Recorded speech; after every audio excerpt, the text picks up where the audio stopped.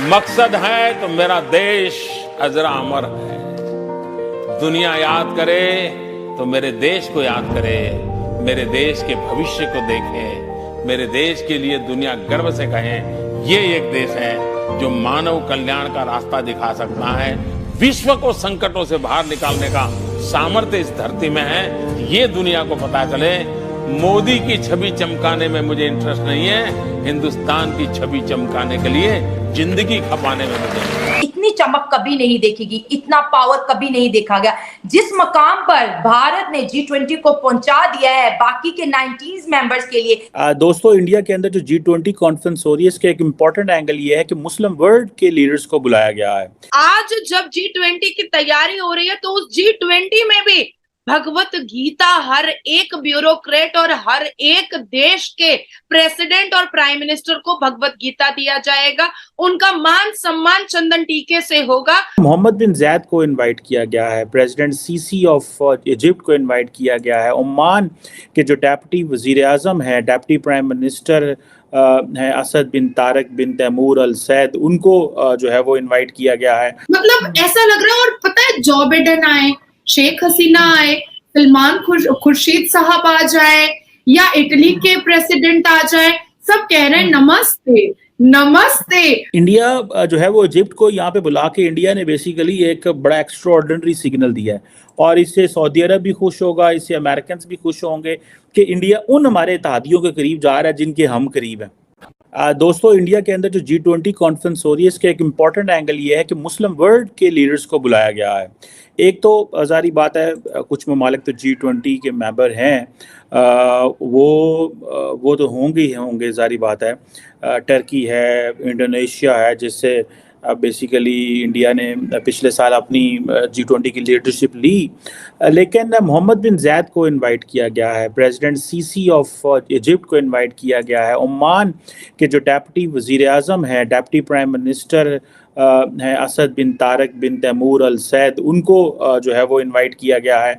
इसी तरह मोहम्मद बिन सलमान जो कि क्राउन प्रिंस हैं एंड प्राइम मिनिस्टर हैं सऊदी अरेबिया के, वो आ रहे हैं। लेकिन वो एक एक्स्ट्रा स्टेप भी है कि वो एज ए स्टेट गेस्ट भी 11 सितंबर को रहेंगे जब G20 कॉन्फ्रेंस जो है वो चली जाएगी।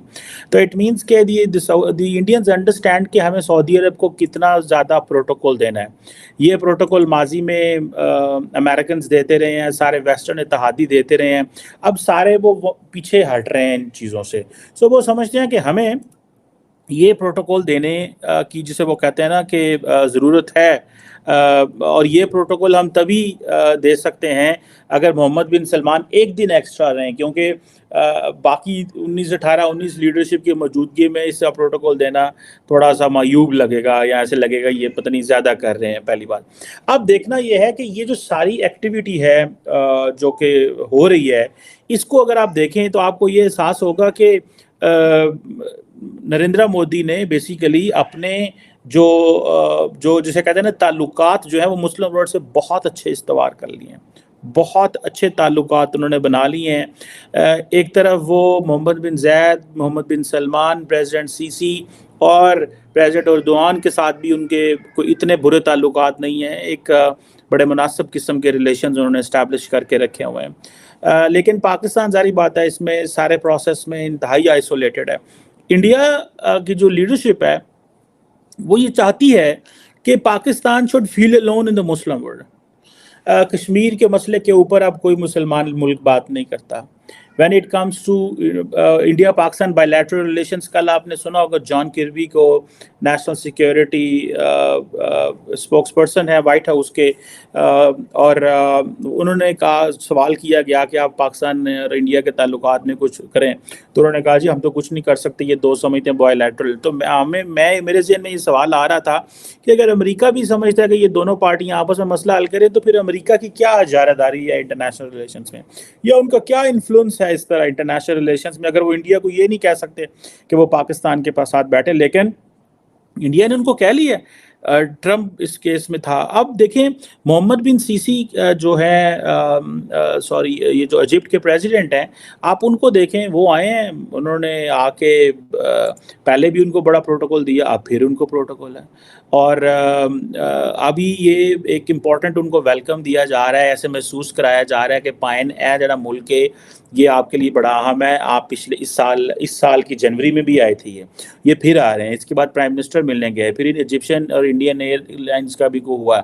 अब ये स्ट्रेटेजिक पार्टनरशिप में शिफ्ट करने चाह रहे हैं, ठीक है जी, और कह रहे हैं जी हमने defence, security, renewable energy, culture, people to people interaction उसको बढ़ाना है।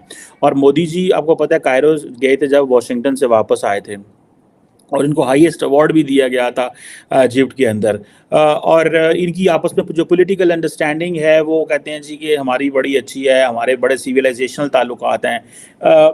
मोदी साहब पे एक इल्ज़ाम और ये लगता है कि वो मुसलमानों को बड़ा टफ टाइम देते हैं, लेकिन when it comes to the Muslim world तो मोदी साहब कहते हैं जी कि हमारे बड़े मुस्लिम वर्ल्ड से सिविलाइजेशनल ताल्लुकात हैं।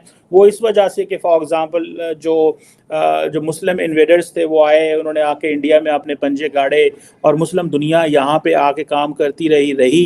इंडिया उसको अंडू करने की कोशिश कर रहा है जो मुस्लिम फुटप्रिंट्स इंडिया के अंदर हैं, लेकिन when it comes to building relation with the Muslim world तो वो कहेंगे जी हमारे बड़े सिविलाइजेशनल किस्म के ताल्लुकात हैं, जिसको ना तो वो ममालिक समझते हैं कि ये सही है या गलत है, बल्कि वो ये समझते हैं कि ठीक है सही है यार, सानू इंडिया को फायदा लेना है, सानू की माजी में क्या हुआ 100 साल पहले, 300 साल पहले, और वो अरब कौन से हमारे चाचे मामे थे, बस ठीक है निकल गई बात, हमने अकबर से क्या लेना है, जहांगीर से क्या लेना है।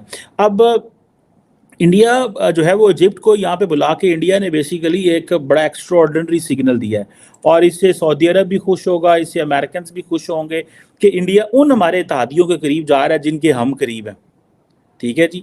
ये मैं आपसे पहले भी इस हवाले से बात कर चुका हूँ कि ये कितना इम्पोर्टेंट है। इंडिया आपको पता है यूएई को लेके पहले ही ब्रिक्स में चला गया, so India is main streaming UAE in the global world.